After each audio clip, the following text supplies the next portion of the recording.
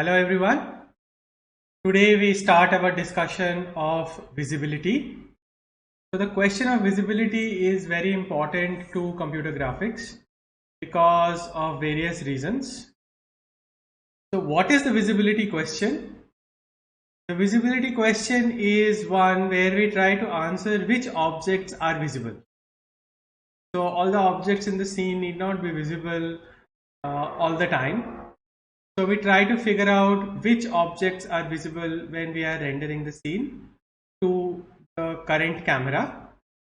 And another way of asking the same question is which pixels or fragments do you want to finally render? So of course you want to render only those pixels that belong to objects are visible, right? So you can ask this question both for objects and for pixels. And we will see that asking the way in which we ask the question and we formulate the answer leads to two broad classes of visibility algorithms. However, just to get a feel about how easy or difficult is this question and why is it necessary to even ask this question, let us for a moment consider why do we need to check for visibility. Okay? So consider this model here, the Double Eagle tanker model. So it's an oil tanker and it has 82 million triangles. This one model of this oil tanker ship, and it has 4 gigs of data. Now, till very recently, GPUs would have been hard pressed to fit all this data into their memory. Yes. And even rendering 82 million triangles in real time is no small feat. So one very clear reason to check for visibility is because of efficiency. You do not want to make your pipeline work on objects or parts of object that will eventually not show up in your render.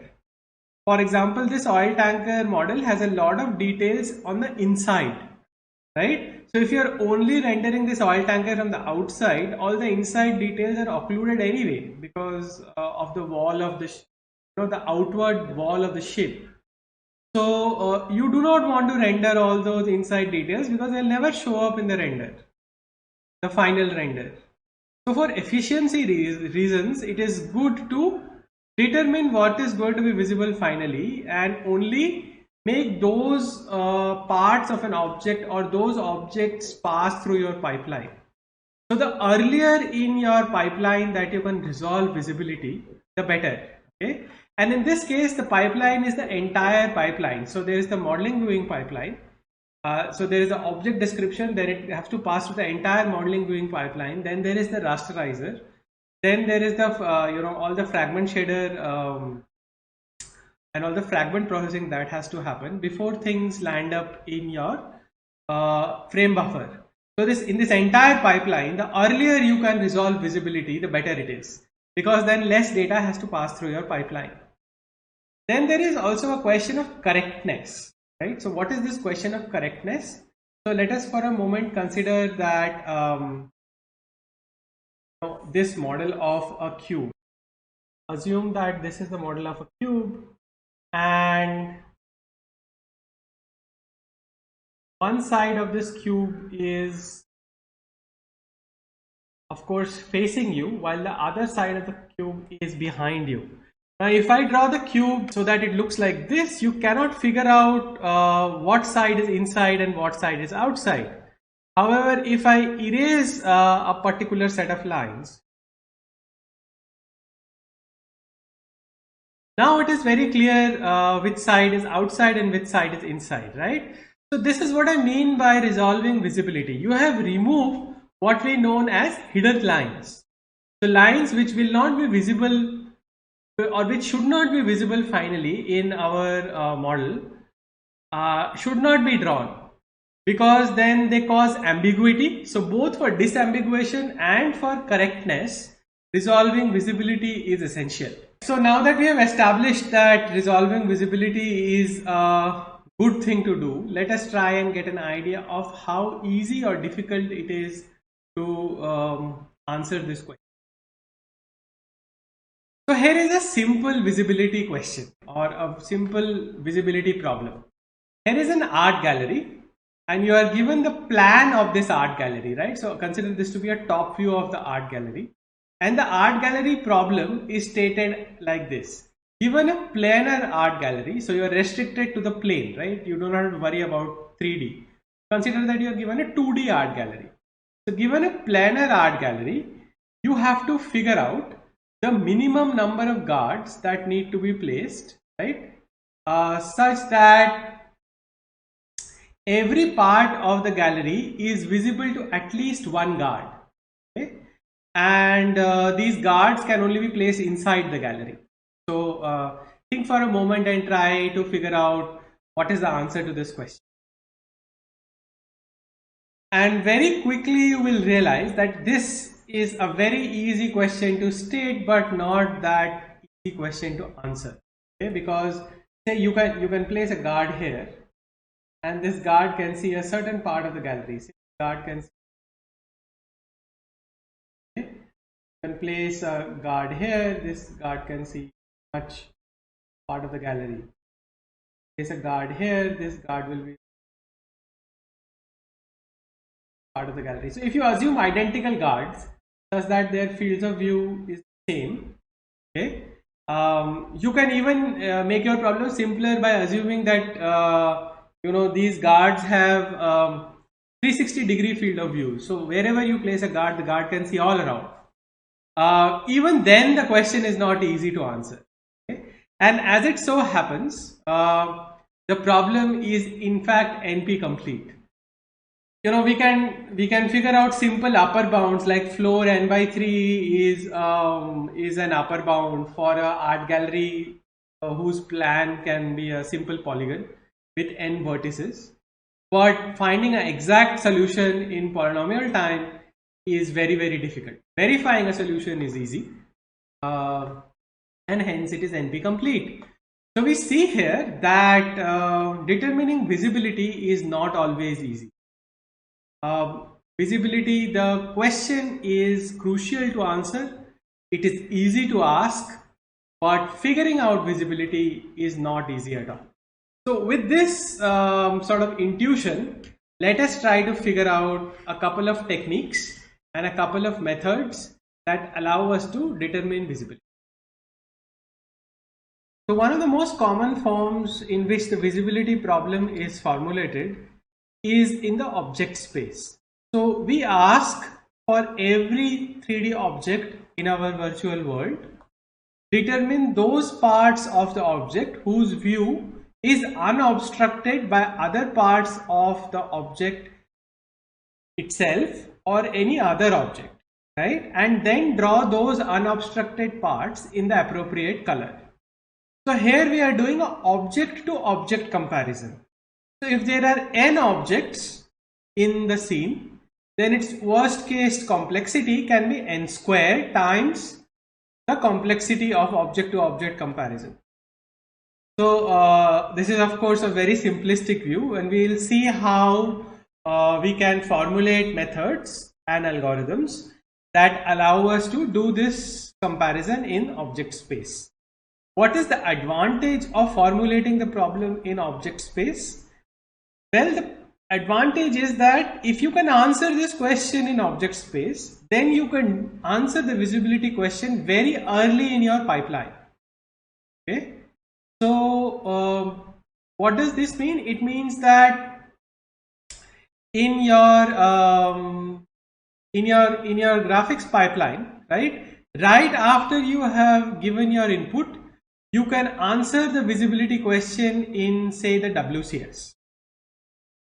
Okay, so you first answer the question in WCS and then you try to go further down the pipeline to VCS, NDCS, DCS, and then the rasterizer, and then finally the frame buffer.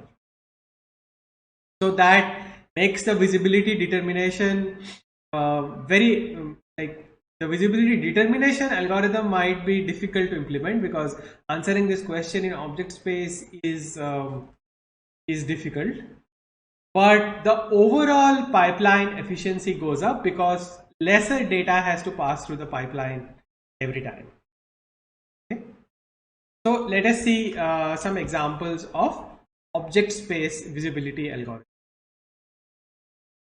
So one of the easiest types of these algorithms is called backface culling, right? So we have already seen some examples of clipping in 2D and in 3D, Cohen Sutherland and Cyrus Beck. We have also talked about view frustum culling or clipping. So 3D Cohen Sutherland can be used for view frustum, clipping or culling. What is backface culling, right? So backface culling is a very simple technique where we say that for every face we are given what we call the front facing normal, right? So the front facing normal is a normal that points outwards from every face. These are the front facing normals, and the way these are determined, we will see shown in the next slide, is by a cross product of the edges of these faces. Okay. So given the outward facing normal for any polygonal patch or any polygonal face of an object, what do we compute? Take a point on this face, and E is the eye, then compute P minus E dot N. Okay. If this is greater than 0, then you cull this polygon. That means you do not draw this polygon, or you do not pass this down the pipeline anymore. You throw it away. If this is less than equal to 0, then do not cull, as it may be visible. So the idea overall is very simple. You just discard surface patches that face away from the camera. Okay. Now the question of how do you compute the normal? So if P1, P2, P3, P4 are the patch vertices or the vertices of this polygonal face given to you in counterclockwise order. So notice here that the ordering of the vertex has started playing a role. So that is why counterclockwise ordering is very, very important, because that is what is assumed by default in OpenGL. So given the patch vertices in CCW order, seen from the outside, right? Of course, seen from the outside of the object, right? Then the outward facing normal is computed as P2 minus P1 cross P3 minus P1, and you can verify this. You can do this similarly for triangles. So here you see a quadrilateral surface patch, but in OpenGL, triangles are the only polygonal primitives that are available to you. So the same thing applies exactly as it is to triangles. Okay. Now, is backface culling perfect? Is it going to get rid of all the occluded parts of an object? Well, it is not so. In fact, backface culling is not enough, because you can see here that this part of object is occluded, is supposed to be occluded by this face, but it gets drawn. And why does it get drawn? Because this normal which is the outward facing normal for this face, passes the backface culling test, so the entire face gets drawn. So there is no way to partially cull a face. Okay. So backface culling does not remove all occluded patches, even if they are partially occluded, and therefore it is called a conservative algorithm. So what is a conservative visibility algorithm? Whatever the algorithm does not draw, okay, is definitely not visible. But whatever the algorithm draws may or may not be visible in reality. Okay. Similarly, opposite to a conservative algorithm, there can be an aggressive culling algorithm, and I leave it to you to figure out the statement for the aggressive culling algorithm, that whether whatever it draws is visible or not, and whatever it discards is visible or not. So figure that out. The example shown here is one of self-occlusion. So here a part of the object is occluding itself. So this is called self-occlusion, and backface culling does not work for self-occlusion. So what can we do in such a situation, right? So we'll figure out what we can do. Before that, I just want to tell you that backface culling is available to you for free in OpenGL. All you have to say is GL enable GL cull face, and OpenGL applies backface culling to all incoming primitives if you say this command. So GL enable, and in brackets you say capital GL underscore cull face. Then OpenGL enables backface culling. So what can you do if you do not want, or if backface culling is not sufficient, right? As we can see, backface culling is not sufficient. So then what else can you do? So then somebody suggested this algorithm called the painter's algorithm, and this painter's algorithm works on the idea that you sort the polygons in increasing order of depth. Yes. So what does this even mean? How can you sort polygons by increasing order of depth?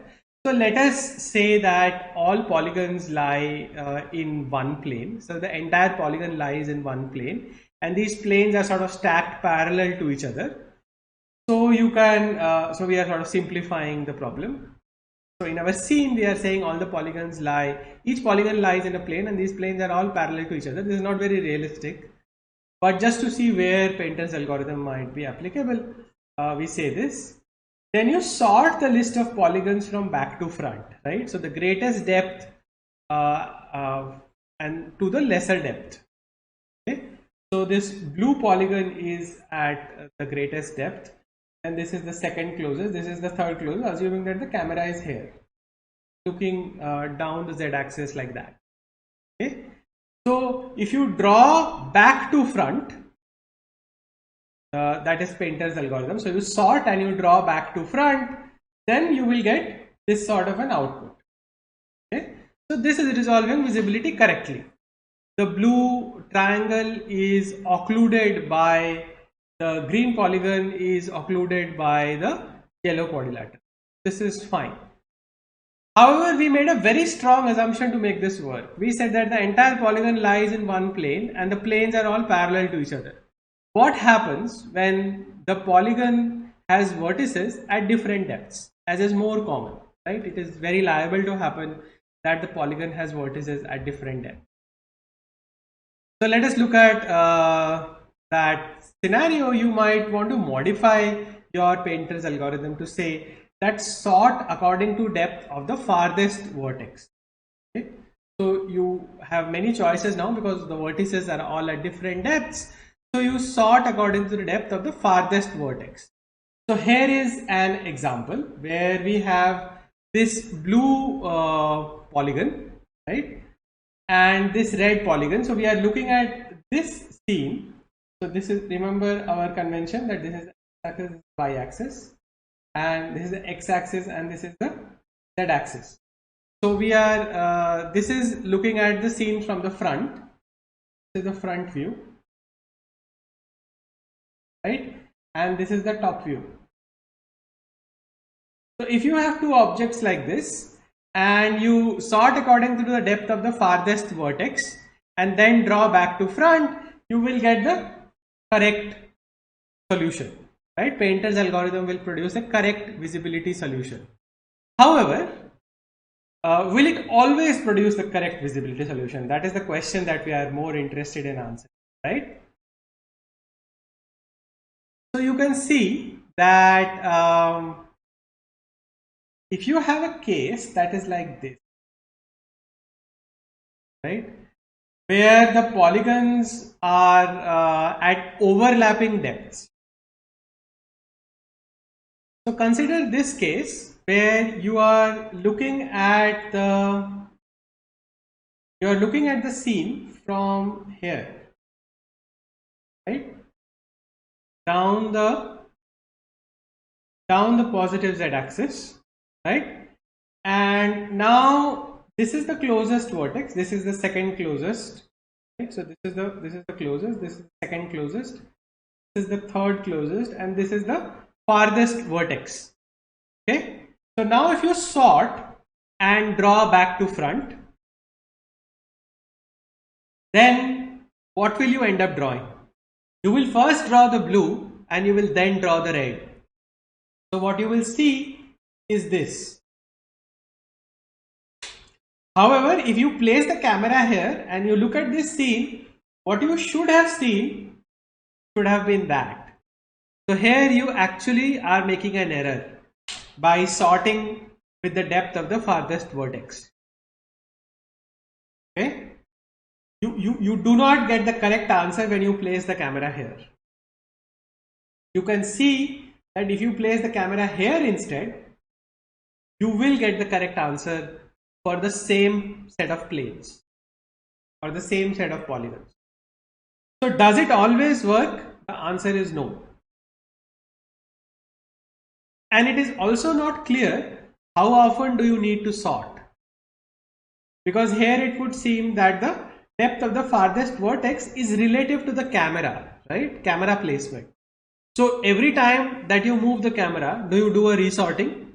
Because that seems to be very cumbersome. Because sorting is expensive, right? So Painter's algorithm formulated in the following manner is not a very generalizable solution, right? It does not generalize easily to cases that arise quite frequently in our 3D virtual world. Another case that the Painter's algorithm has trouble handling is a case like this, where you have a cyclic ordering of depth. So the yellow is over the green, is over the maroon, is over the yellow. So Painter's algorithm also has, like, how do you sort? What is at the back and what is at the front? Locally the depth ordering is fine, but globally there is no depth ordering. So in fact, any visibility algorithm that depends upon any sort of sorting of object will have a trouble with this. And the solution to this problem in particular is that you split your polygons, right? So you split the polygon here and make it into two. This is the way by which you resolve cyclic depth ordering, by splitting polygons. But the Painter's algorithm gave us some very nice intuition about solving the visibility problem in object space, and let us see how we can make that intuition more concrete and develop a better visibility algorithm in objects. So we come to this class of visibility algorithms which depend upon space subdivision or partitioning. Okay? And in particular, the algorithm that we will look at are ones that are based on binary space partitioning trees or BSP trees. So assume that you have these two polygons and you are given the outward facing normals for both, right? Those are depicted by the small black arrows. This here I am showing you the top view of the scene. E shows you the placement of the eye in each one of these four cases. So the polygons are not moving, so it's a static scene, but the eye is moving. So the camera can move around in a static scene, right? Just because you want to draw it from various places. That is the most common case that you have in a virtual world by far. Now, what is the correct order of drawing of these polygons as the eye moves? And by correct order drawing the polygon, I mean one that will give you the correct visibility. So in the first case here, you want to draw the blue first and then the red. And here you want to draw the blue first and then the red. And here also you want to draw the blue one first and then the red. However, in the fourth case, and this 1 and 2 actually gives you the order in which you want to draw them. In the fourth case, you want to draw the red one first and then the blue, right? So the ordering flipped. So what changed between cases 1, 2, 3 and 4? The only thing that changed is the position of the eye, okay? And somehow the position of the eye in some cases is resulting in the blue-red order or the red-blue order of drawing of these two polygons. Yes, can we formalize this change in some manner? So we can, if we observe that every polygon divides our space into two half planes. There is the inside half plane or half space, and there is the outside or front half space. So the inside is also called the back half space, and the outside is also called the front half space. So every polygon is going to do this, right? It is going to partition the space into two halves, inside and outside, back and front. Okay, and then we can formulate this very simple algorithm, which is that if E and T2 are on the same side of T1, right? And here T1 and T2 are these two polygons. Then draw T1 first, followed by T2. If E and T2 are on different sides of T1, then draw T2 first, followed by T1. Okay? So you have this algorithm, and it all depends upon the partitioning of space by this polygon T1. Can we write this mathematically? This if then else condition? Yes, we can. So consider that the implicit equation of the plane containing the polygon T1 is given by r minus p dot n. Here r is a position vector of any point, p is a point on the plane, and n is the outward facing norm. Okay. Then we say that if fq, where q is a point on the red plane, okay, and p is a point on the blue polygon. So if we say that if fq dot fe is greater than 0, right? So for r you substituted q, you get fq. If fq dot fe is greater than 0, then you draw T1 first, followed by T2. However, if fq dot fe is less than equal to 0, then you draw T2 first and then draw T1. Okay, so you have a nice mathematical formulation of this inside outside determinant. And you should actually think of these dot products and figure out that they actually capture the condition that the I and the second or the red polygon are on the same side of the blue polygon or different sides of the blue. Okay, so here is a way in which you can leverage the space partitioning that is happening because of the plane that contains the blue polygon.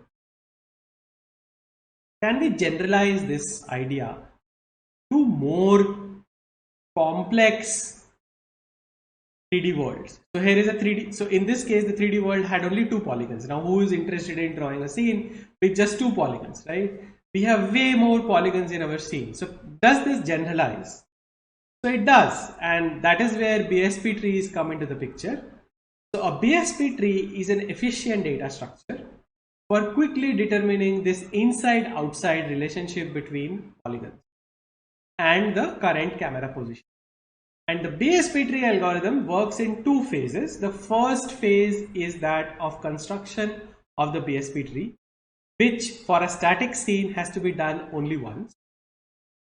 Okay, and the second phase is one of traversing the BSP tree, which has to be done every time that you want to render that scene, or every time that the camera position in the scene. You have to re-traverse this tree. So first we will see how to construct a BSP tree, and then we will see how to traverse the BSP. And traversing the BSP tree should give us an ordering of the polygons in the scene, such that if we follow that ordering and we draw these polygons, we will end up resolving visibility. Okay, great. So here is a scene, right? Here we have a scene where you have these polygons.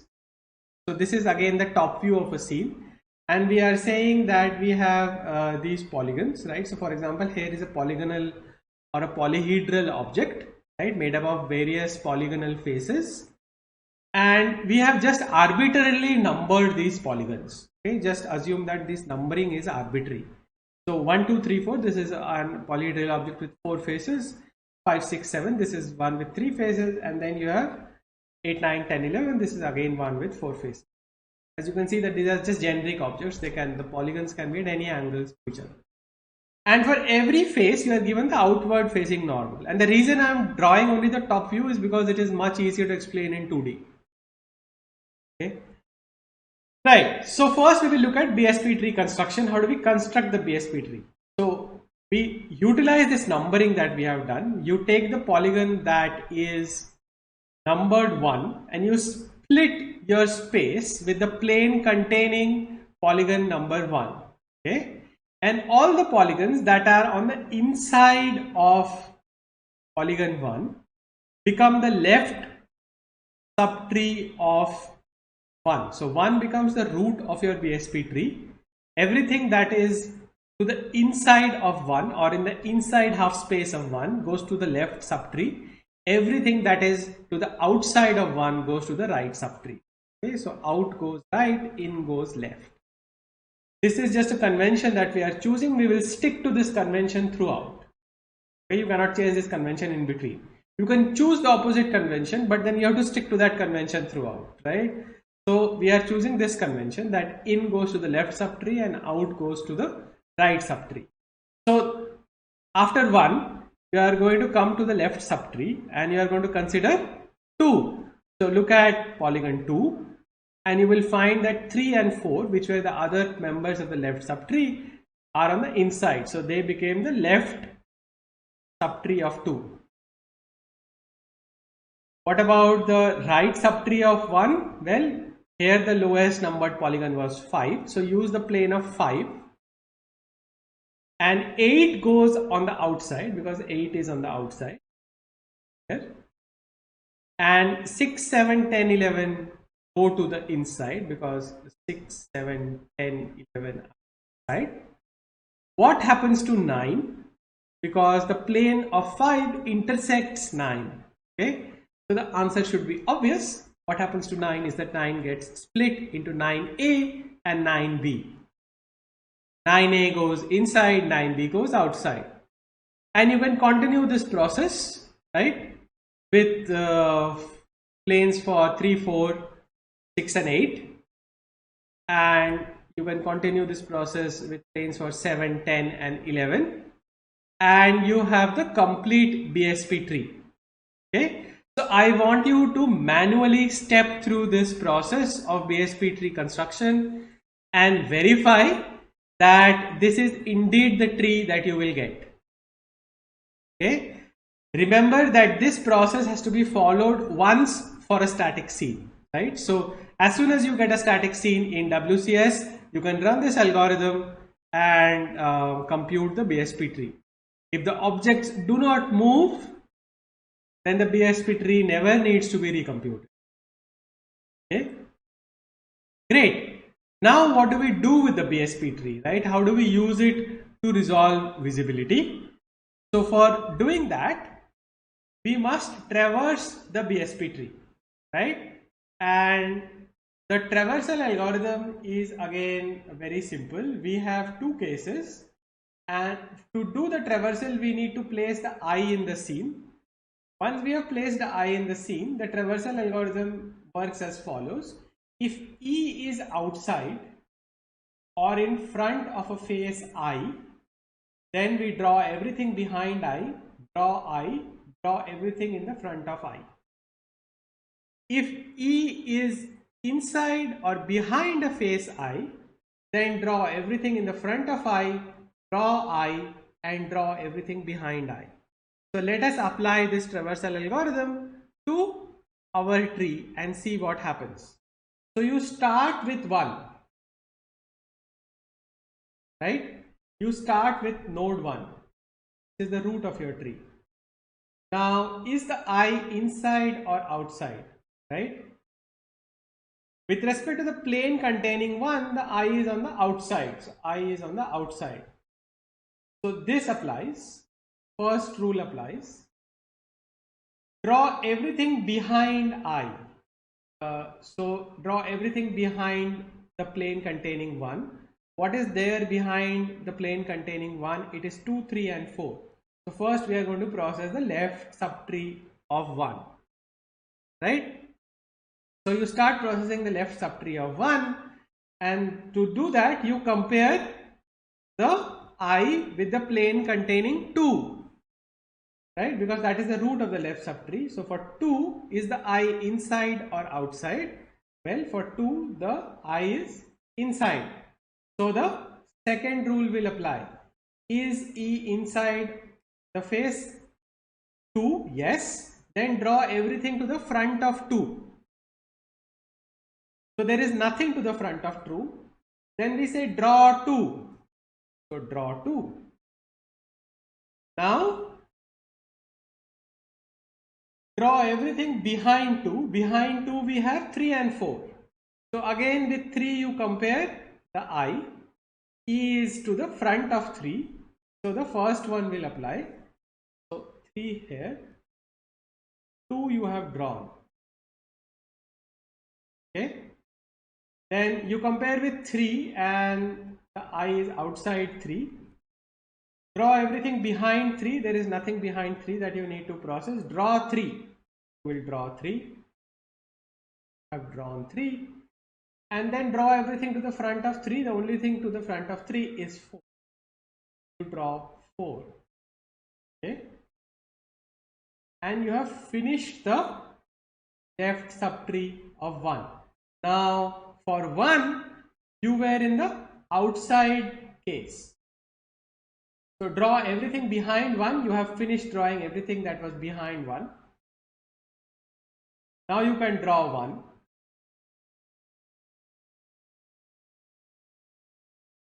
And draw 1.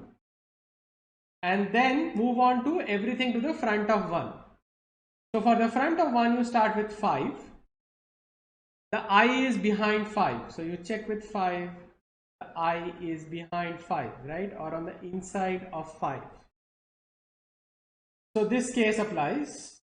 This case applies. It is on the inside of 5. So everything to the front of 5 is to be drawn first. The front of 5 only has 8 and 9b. And if you process them in the same manner, you will realize that you first draw 8 and then you draw 9b. So for 8, the I is on the inside. Yes. And for 9b, it does not matter. First we'll draw 8, then you will draw 9b. Then you will unroll your recursion back to 5. You will draw 5. Then you will draw everything that is behind 5. Okay. You will draw 5, then you will draw everything that is behind 5, which will be in this order. So if I draw the polygons in this order, 2, 3, 1, 8, 9b, 5, 6, 7, 9, 8, 10, 11, I will be drawing them in a back to front order. And therefore visibility will get resolved correctly. So traversing the tree is sorting my polygons in a back to front order. Okay.